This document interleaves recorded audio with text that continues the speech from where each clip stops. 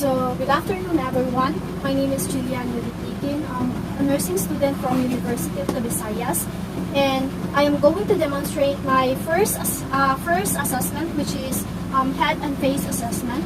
And we will inspect the face and the head of the patient, and it should be normal in size and should normal shape and symmetry and contour. So we will look at the patient's hair, and it is normal black, and we will note the hair distribution, quantity, texture, and color.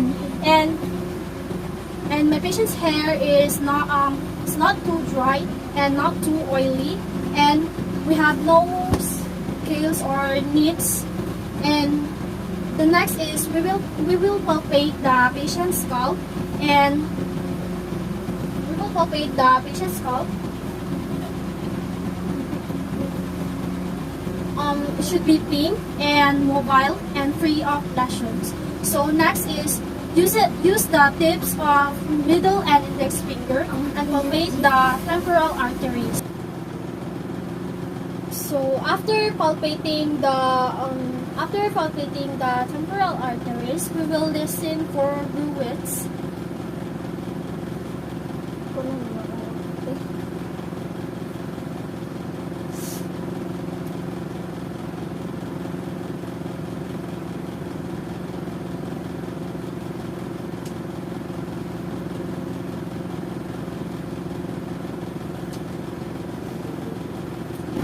So use the tips of middle and index fingers and palpate the temporal arteries.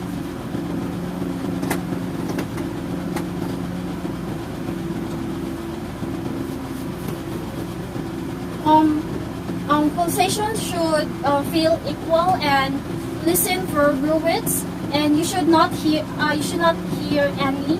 And the next is we will press thumbs in the inner aspect of the orbits and palpate frontal sinuses.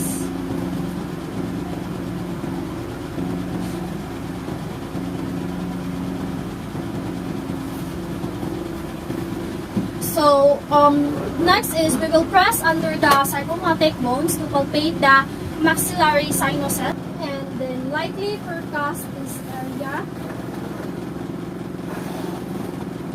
So after that, press under the zygomatic bone to palpate maxillary sinuses.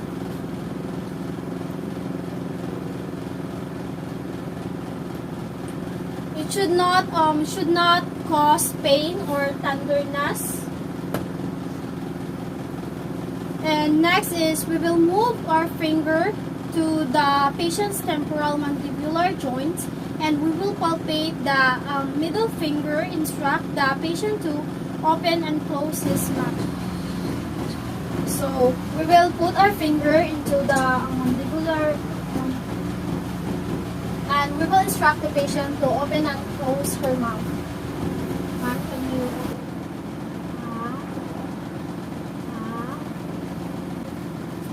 So joints should move freely and painlessly.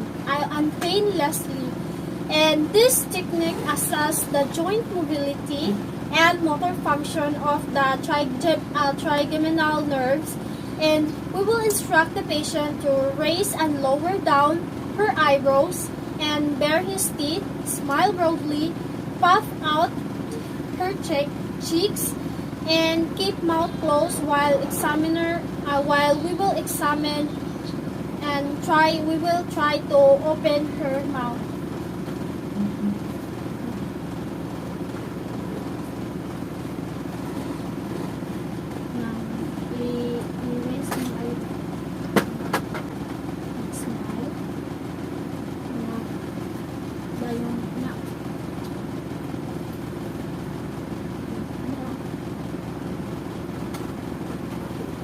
So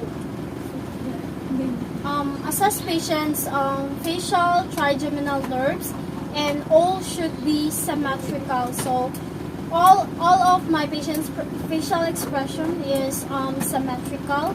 And if patient complains of taste problems upon assessment, we will test sensory portion of the facial nerve by having her identify sweet, sour, bitter, and salty substance. Okay, mom, can you please close your eyes and identify what taste is this? Sweet. Ay, pampa. Okay, so next we will instruct the patient to close her eyes and tell him, I will tell her if where she feels something touching her skin or face, and we will check both sides of the face, forehead, cheeks, sensation on both sides of the face. Okay. Ma'am, pwede close na mo yung eyes. Yeah, i-identify asa ko dapitan ni kang dudua, asa ko dapitan ni kang for your to test your sensation. Okay, asa ko dapitan ni kang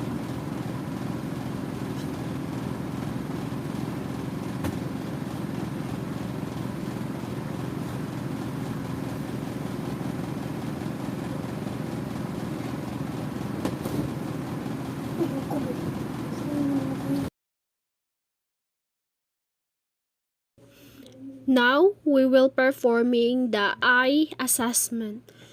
So, we will test the patient's visual acuity by using the Snellen eye chart. And if patient is wearing glasses, let the patient wear them during the test. And with the patient standing 20 feet away from the chart, instruct the patient to keep both eyes open and cover one eye with a card and read aloud the smallest line of typed letters on the chart.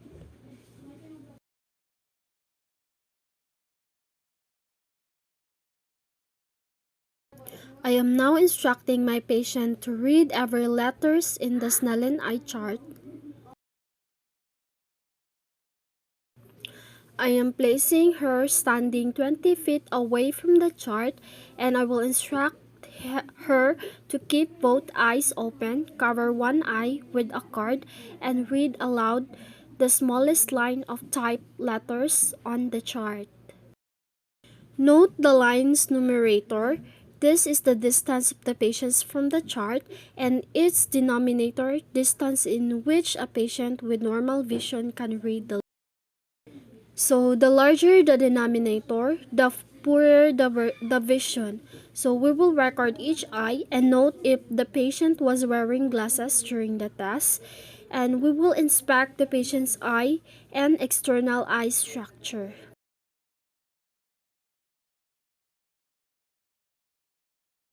Now I will inspect the patient's eyes and external eye structure. They should appear symmetrical. The eyebrows should be free from scaling. The upper eyelids should partially cover the iris, and eyelashes should turn outward.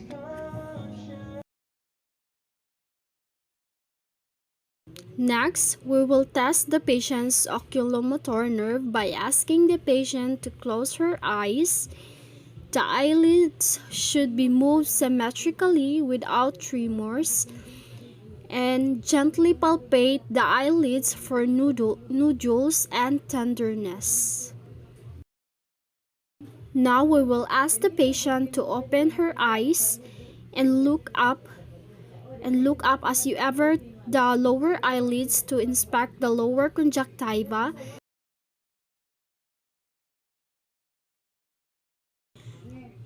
Then have the patient to look down as you inspect the sclera and the upper conjunctiva. The conjunctiva should be pink and free from exudate, and the sclera should be white. So the next step is palpate the lacrimal apparatus by gently pressing below the orbit.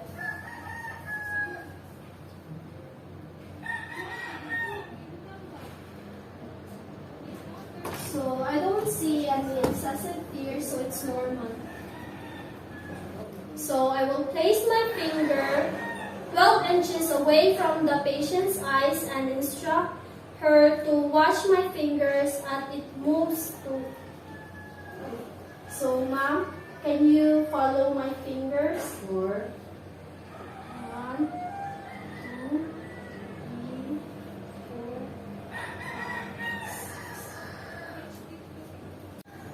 4. In testing for accommodation, hold your fingers 4 inches from the patient's nose. So, ma'am, can you look at my fingers and look at the wall behind me?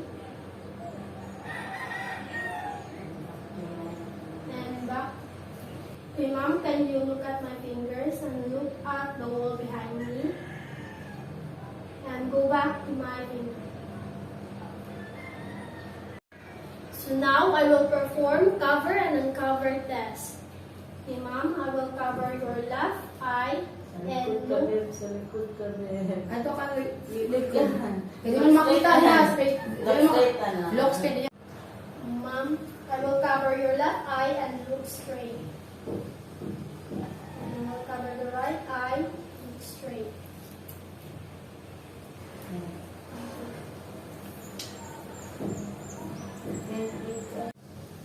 So the second step is inspect the patient's cornea. Test her corneal light reflex by instructing the patient to stare straight ahead while the examiner shine a light on the bridge of the patient's nose, 12 inches away from the patient's face.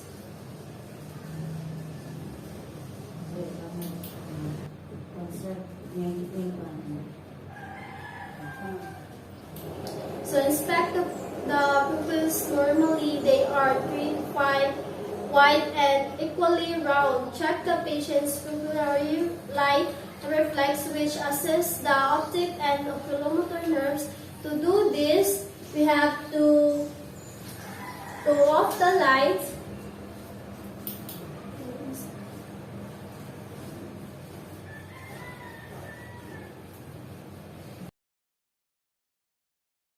So the next assessment is ears.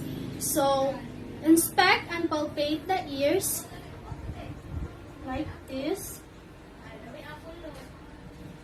And it should be symmetrical with no swelling, lesions, thickening, and pain. So the next step is palpate the muscle process behind the ear. Yes. So next step is prepare to perform the otoscopic exam. To examine the patient's ear, hold the otoscope in your dominant hand. So since we don't have otoscope, we will be using a pen light.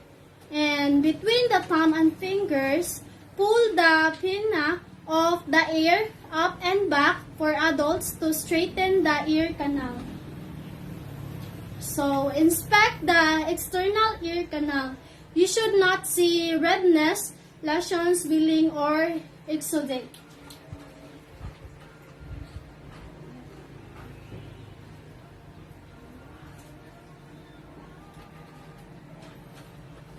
So I don't see any swelling and redness, and it's normal. So after examining the incus, withdraws the speculum. If you see exudate on it, change the tip to avoid cross-contamination.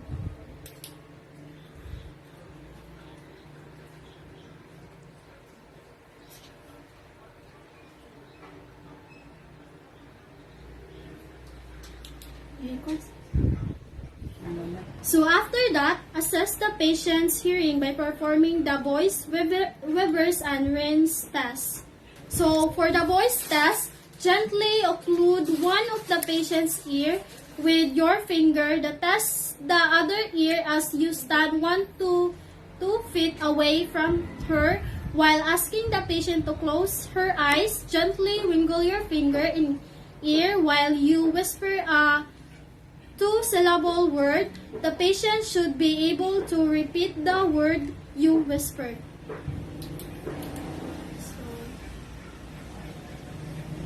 Do you hear me, ma'am? Yes. So the next assessment is the nose. So the first step is briefly inspect and palpate the external parts of the patient's nose. Like this.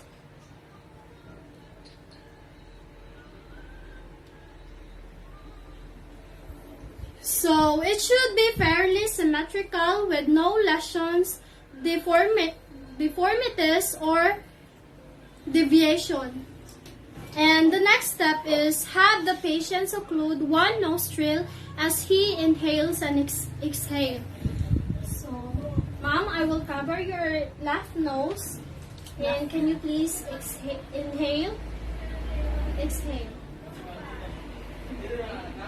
Inhale. Exhale. Air should flow freely in and out of the nostril. Next, last. So, if patient reports an impaired sense of smell, test the olfactory nerve by having the patient identify specific smells with his eye closed as he opens one nostril at a time, pass the aromatic substance under the and occlude nostril.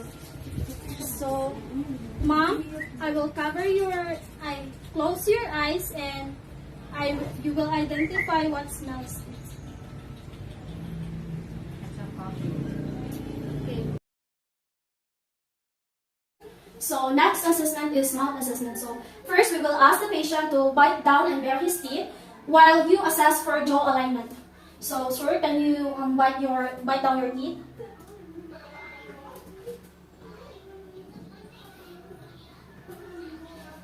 Okay, so the patient's upper teeth should override the lower teeth slightly. So before examining the mouth, ask the patient to remove his dentures if he's wearing them. So my patient's not wearing some dentures, and we will inspect the patient's lips.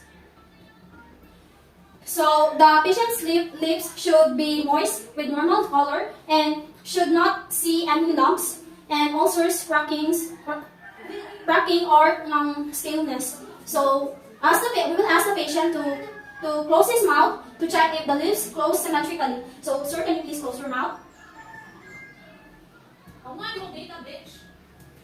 Okay, so if we see any suspicious lesions and palpate the lips, it should feel soft and smooth, and be sure to document abnormal findings. So my patient's lips is normal, and I don't see any lesions. And next is we will assess the oral mucosa by using a tongue blade and light source.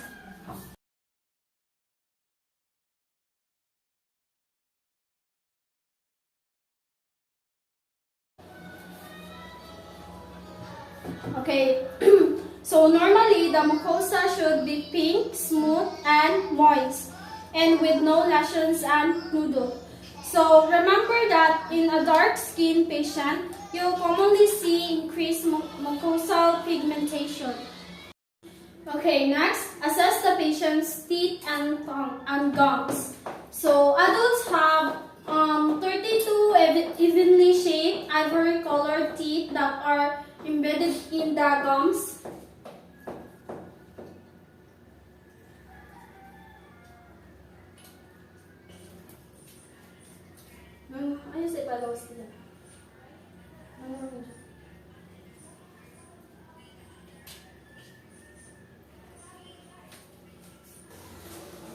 So next, we will inspect the rest of the oral cavity.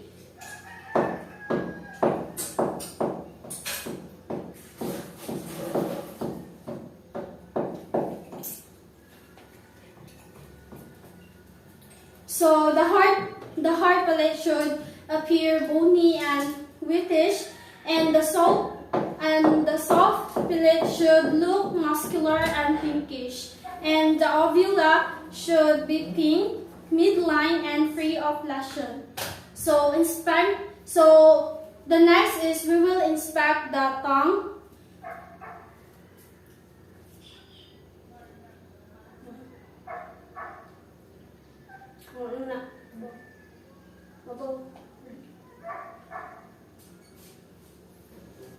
So the dorsal surface should be symmetrical and slightly rough with the midline groove and small fissures. So the ventral surface should be smooth and pink with visible veins. And using pad, hold the patient's tongue to one side and palpate the floor of the mouth.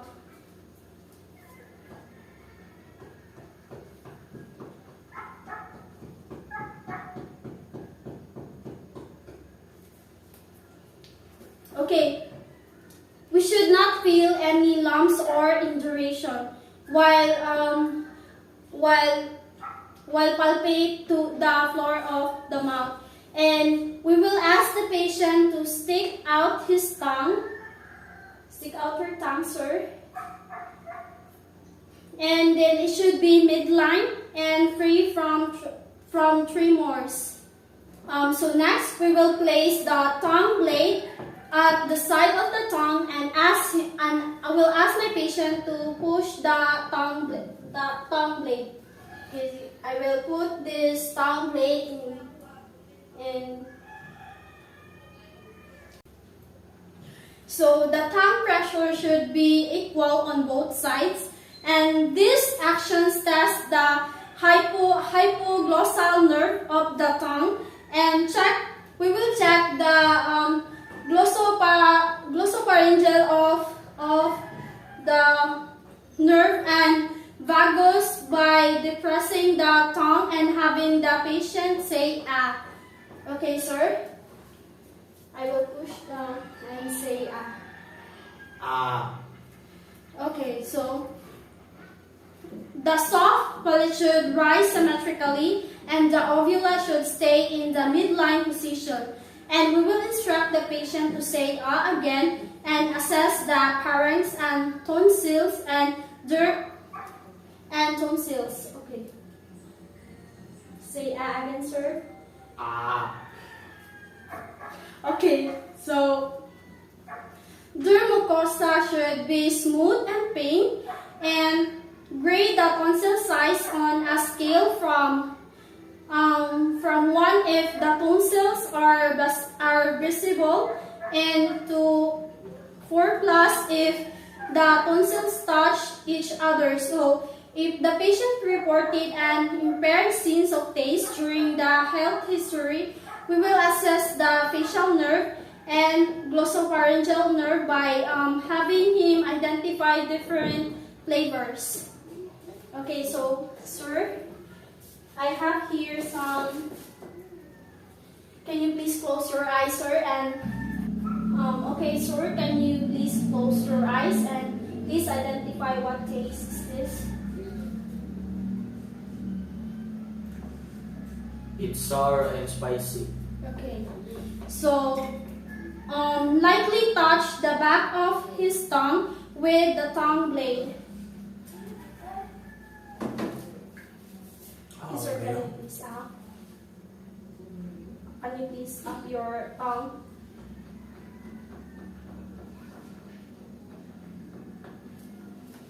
Okay, so the patient should gag. This assess the glossopharyngeal and vagus nerve.